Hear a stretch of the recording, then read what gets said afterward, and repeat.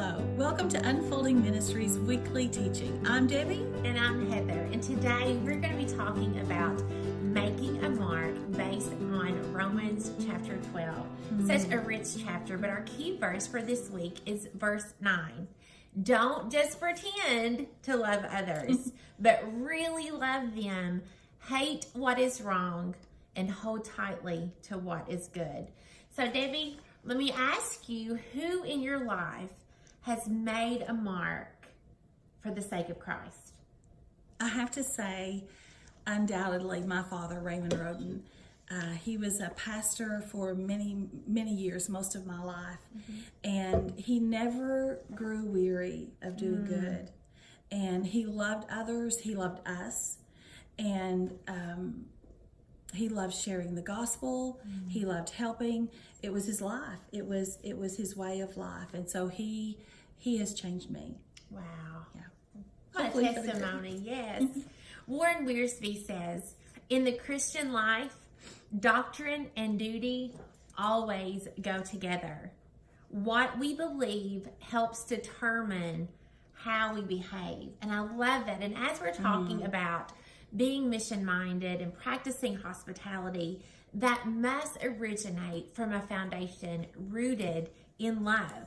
Love must be the power behind the mission. Right. And as we teach in marriage, we have learned that love is a verb, is an action word. So listen to Galatians 6, verse 9. And let us not grow weary of doing good, for in due season we will reap if we do not give up. So love is doing. There's action in that. And that has to be the foundation. In the blog post, when you download it, you'll see my McVeigh family, but you'll also see the Miles family. You'll see my mama, my daddy, my brother, and my sister. And those were the people that first taught me how to love. They also taught me how to be mean. But they most importantly, we're not going to talk about that. We're not talking about that this post. But they also taught me how to love. And so, are we mission-minded with the people that we love the most, with our families? Or do we save all of the love for those outside of our family walls? Not just our personal families, just not the McVeighs, but the Mileses, our extended family. Yeah, our adult extended family members, parents, siblings, in-laws. Ooh. Yeah, and there have been times, I'll be a little transparent here, ladies. There have been times that I have made wonderful, elaborate meals for others, and I feed my family pizza or leftovers. And I will go and I will serve a week in Haiti, giving myself hours after hours, and then I'll come home and I will complain about doing 15,000 loads of laundry. Right. But what we have to remember, there is a balance, because we talked last week about hospitality outside of your circle. But there is a balance, because our family, they do need to see that we are mission-minded and that we do care about those outside the circle. Listen to what Francis Chan says in You and Me Forever. He says, the kids need to see that I will miss some family dinners, piano recitals, and ball games when the mission demands it.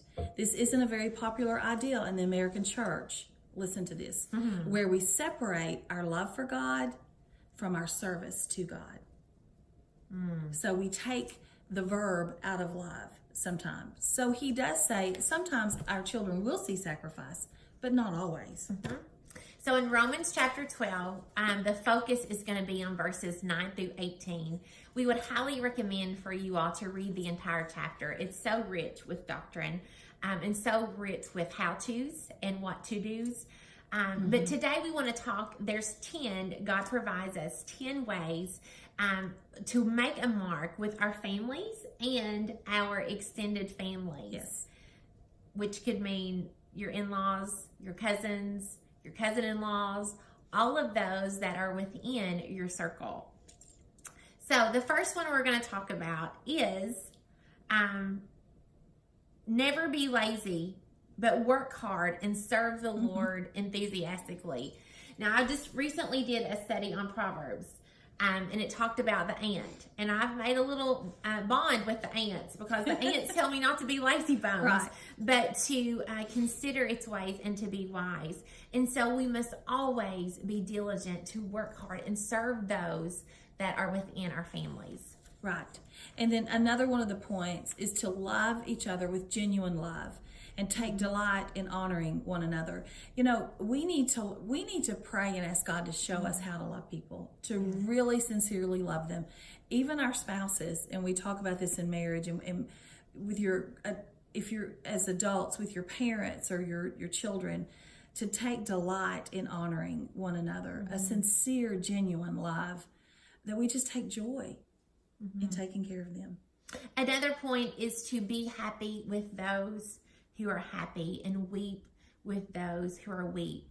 And the key word to me in that is to do that sincerely. It's easy for me to rejoice with my children when they are happy, or cry with them when they are sad. But when we get into the extended family, and even as your circle grows a little bit larger, there are times where the attitude of jealousy may seep in, or the attitude of envy. You may be coveting what they have or what they have accomplished.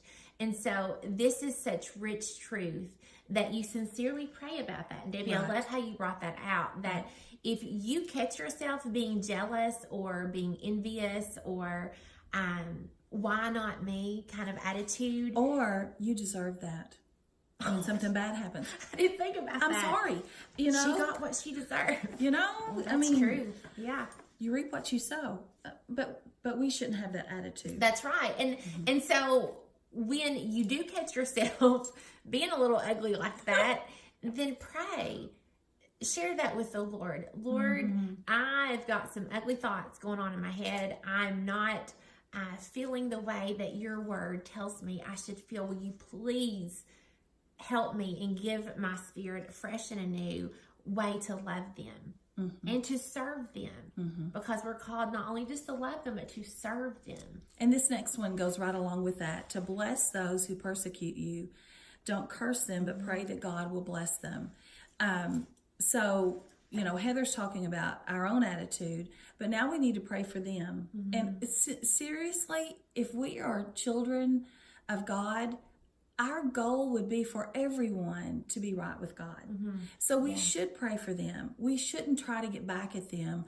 We should pray that God works in their heart and that they read Romans 12 and understand what it is to walk with Christ and to be good to others.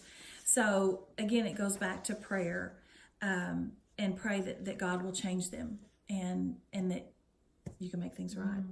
And ladies, those are just a few of God's 10 ways of how to love others and to serve others. And so we would invite you to download the blog post, get out your Bible, read Romans 12, get out some highlighters and a journal, because it's got some really good information. Yeah. Things that you can easily do. It's very applicable to where you are at whatever season that you're in your life. And I mean, if we really want to walk deeper and to go deeper with God and to be the servant that he wants us to be, we could read Romans 12 every day for a week and just let God speak to us, because this word is alive and he will change us if we are willing. And since I've read this chapter, I've already written these 10 things on a note card that I can revisit over and over, because there are things in there that I need to be intentional with.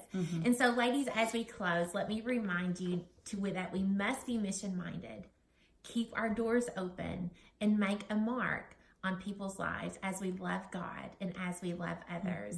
And Maya Angelou, she says it best: do the best you can until you know better. Then, when you know better, do better. Ladies, have a great week and enjoy Romans 12.